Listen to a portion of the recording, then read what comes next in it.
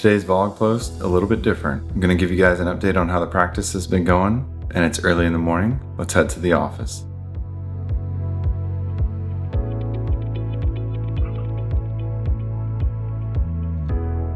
All right, I just got to the office, and today I'd like to talk about the 3.5-year update of what it's been like to run my practice and own a practice. Just follow along with me.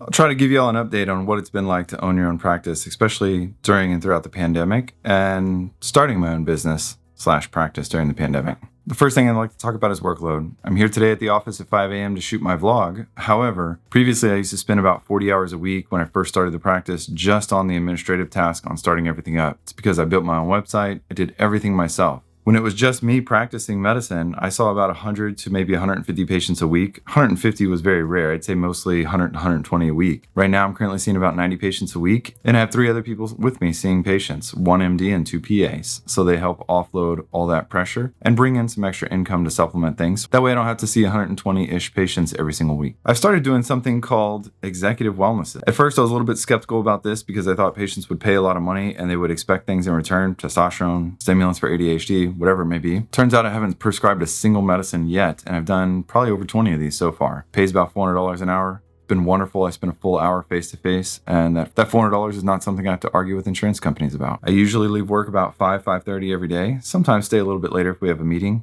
but that's it for my workload. I hired an office manager. Previously, I thought I'd never need one, but here we are with 4 different people, hiring our 5th person that's going to see patients in the office here soon, and it was inevitable that I needed an office manager. She actually sits at this computer right beside me. That way we can just sit and I can turn around and talk to her, troubleshoot issues right away. That has its own plus and minuses, but have my own office manager, then she offloads a lot of the pressure from me for the day-to-day task of running the practice. I hired a doctor last year. Wonderful guy, but it just didn't work out in our practice. Trying to scale him up during the pandemic, it lost me a lot of money. I probably lost $100,000 on that. Although I don't blame him for it, I definitely had my own issues, which I'll link below, and why I think it didn't work out. But I had a physician that came, left, we're trying to hire another physician. Turns out it's actually harder than you think to hire another doctor. And we're currently in the new space that has 8 exam rooms, where previously we only had 2. Inflation has been extremely real. For non-skilled labor, we used to start at around $15 to $20 an hour, 20 for very rare circumstances. Now, we can't find anyone for less than $20 an hour. Our medical assistants are going $25 an hour plus a lot of times. Inflation has severely impacted our business, and we've gotten a little bit creative in trying to automate as many things as we can to try to offload those costs because our pay from insurance companies hasn't increased at all. The next problem I'd like to mention is insurance companies. We're currently in negotiations with Cigna, and we may end up dropping them because they told us they were going to give us an 8% pay cut across the board.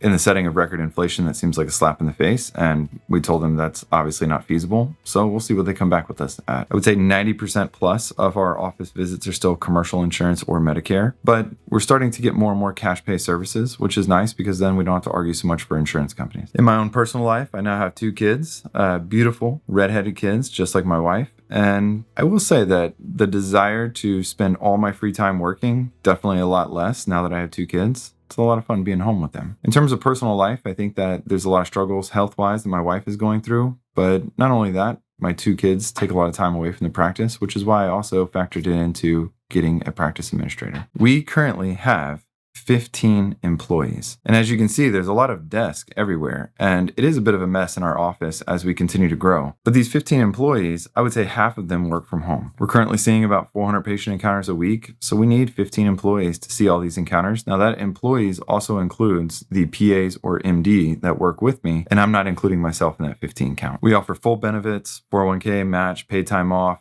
you name it, we've got it, dental, vision. We offer all of it to all of our employees. The new building, currently in the new building here, it's about 1.5 years old at this point. It has 8 exam rooms, which you can see, and it is quite wild to go from 2 different exam rooms in our old clinic to now 8 exam rooms. We had to struggle to fit 2 of us into the previous office, and now there's 4 of us here, about to be 5 as we switch over to opening weekends and extended hours. With the property market appreciation, even if I sold it today, I'd still make a pretty hefty profit on it, so that's nice. But at the same time, it's also nice that I'm paying myself rent. I know a lot of y'all are probably waiting for the revenue aspect. And I'll say the numbers here in a second, but I want you to keep in mind that as we have grown in revenue, expenses have significantly grown as well. So this is not profit. My first year, I was a hospitalist and I did on-off. So I'll call my first year, which we'll call as year number 1, even though it's a tax year, I only did part-time and I started over halfway through the year. I'll still call that year number 1. Because I was working part-time, I just started the practice. We only brought in $40,000 in income that first year. Year number 2 was just me working for the practice. And I think at the very end of December, I added the other physician with me. That year brought in around $700,000 in revenue. Year number 3, I had myself and another physician working with me. And at that point in time, we were thinking about bringing on a PA, but they weren't here yet. Year number 3, revenue was about $1.2 million. That year number 3 was also during the pandemic, which was extremely difficult to grow the practice during that year. Year number 4, we brought in about $1.7 million in revenue. Now this sounds like a pretty large jump, but it's because we brought on new physician assistant. So there are 3 of us practicing in the office, but the cost exponentially seemed to go up because I had to hire more people for this physician assistant. I had to hire more people for the MD. I had to pay the PA salary up front and wait for the money to come back. So even though revenue went up, gross profit actually went down just a little bit. And then this year, if the trend continues, we're on track for over $2 million, somewhere around 2.1, maybe 2.2 million in revenue this year. The growth of the practice. Keep in mind, I started technically about 3.5 years ago, and now we have between 15,000 and 16,000 lives that we care for at any given time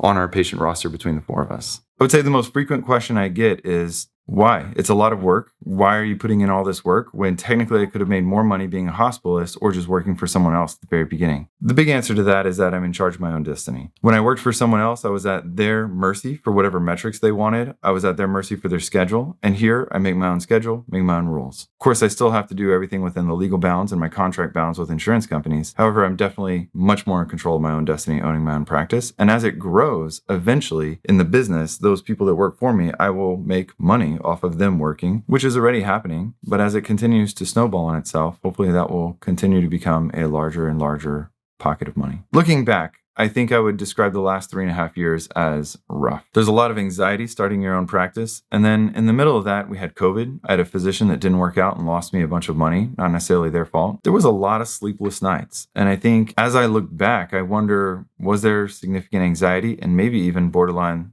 a little bit of depression that went through it? Because there was one point in the pandemic where I remember going from having 120 patients on my schedule a week down to one week I had like 16 on my schedule. When I had all the overhead that I had, there was definitely a lot of stress and borderline depression looking at the numbers and seeing, are we going to be financially viable going forward? I also think looking back, I spent a lot of time working hard and not smart. Now I outsource a lot of my labor. I can get things done on Fiverr. I can get my virtual assistant to do a lot of things. I think when I started, I was doing a lot of things inefficiently, which is part of growing a business. But looking back, knowing what I know now, I would have done things a lot differently in terms of my efficiency, outsourcing tasks, and basically paying people small amounts of sums to do things for me, such as maybe even setting up my own website, because that took me many hours. So personally, was it worth it for me? Heck yeah. There's nothing else I'd rather be doing right now. It has its ups and downs. I enjoy owning a business. It has daily challenges, but there's nothing else I'd rather do. I hope you guys have a good day. I'll see you guys next week for the next vlog post. See ya.